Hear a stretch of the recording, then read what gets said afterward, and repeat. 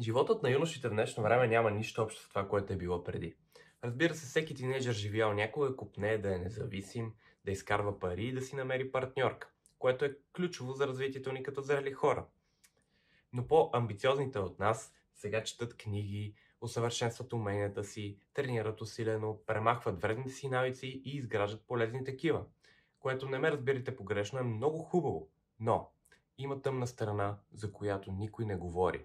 С всички тези амбиции се появяват проблеми като стреса, чувството за недоимък и липса на напредък, което ни кара да сменяме твърде често дейностите, с които се захващаме. Социалните мрежи не се обръща внимание на такива проблеми, както и никой не говори за тях, защото просто всички са заети да показват само най-доброто от живота си, като по този начин карат нас, подрастващите, да се чувстваме ужасно. Ако разпознаваш себе си по описанието, слушай внимателно, защото ако знаех тези две неща преди една година, ще аз съм много по-напреднал. Така че наистина смятам, че това може да промени живота ти. Чувството, че изоставаш и нямаш напредък. Често ли ти се случва да погледнеш назад последните 3 месеца и да си дадеш сметка, че нищо не си постигнал и следователно нямаш прогрес? Слава Богу, грешиш всеки път, когато го направиш, защото ти си продуктът от работата ти, а не материалните награди.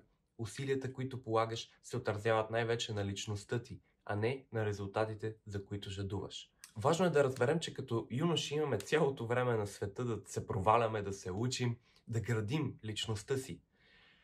Повечето неща, всъщност, които се захващаме, не сработват. Не печелим пари по този или ония начин, даже губим. Но докато дейността ни подобрява някак, тогава времето и усилията не са напразни, защото така градим по-опитна личност, която ще може да се справи следващия път, когато опитаме.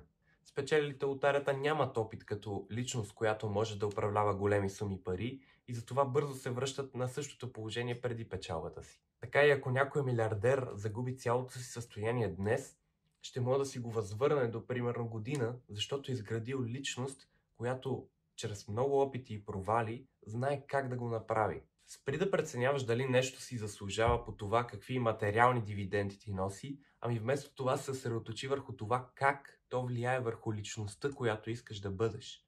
И понеже така се изменя начина, по който измерваш напредъка, ще можеш да се задържиш по-дълго в тази дейност и следователно рано или късно да постигнеш успех. Прогресът е неизбежен, като си дадеш сметка какъв си станал, а не какво си спечелил. Обезсърчението. Каквото и да правиш в момента, учиш да кандидатстваш в елитно училище или университет, опитваш да стартираш някакъв бизнес, тренираш усилено за някакво състезание или пък опитваш да правиш YouTube клипчета, със сигурност си изпитал обезкуражаващото чувство, че не правиш това, което трябва. А особено пък когато не виждаш никакъв прогрес, желанието да се откажеш просто е върховно. Но това е най-лошото нещо, което можеш да направиш. И спокойно, всъщност се намираш в долината на отчаянието. Нека ти обясня.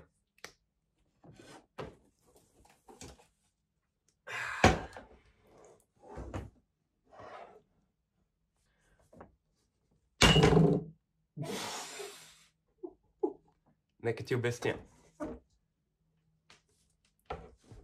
Това е линията на постигане на каквато и да е цел. Когато ще започваш нещо ново, примерно твой приятел ти е казал, че е спечелил много пари с определен бизнес модел и на тебе ти се прииска да го пробваш, в началото винаги има голяма мотивация и тя формира естествената фаза на неинформиран оптимизъм. Всичко изглежда перфектно на хартия, сякаш наистина даже ще се изкарат пари и цветя и рози. Докато реалността не те удари право в очакванията и не ти покаже, че всъщност изобщо няма да е толкова лесно, колкото изглежда, водейки ни до информирания песимизъм. Опитваш отново и отново, но всеки път си доказваш, че всъщност е невероятно трудно и твоят приятел е изкарал див късмет при успеха си. Така всеки провал те обезкуражава все повече и повече, стигайки до долината на отчаянието, която споменахме по-рано и където всъщност повечето хора се отказват. Пишат целия си опит за провал и си казват, ще започна нещо ново. Защото тревата на другия двор винаги е по-зелена.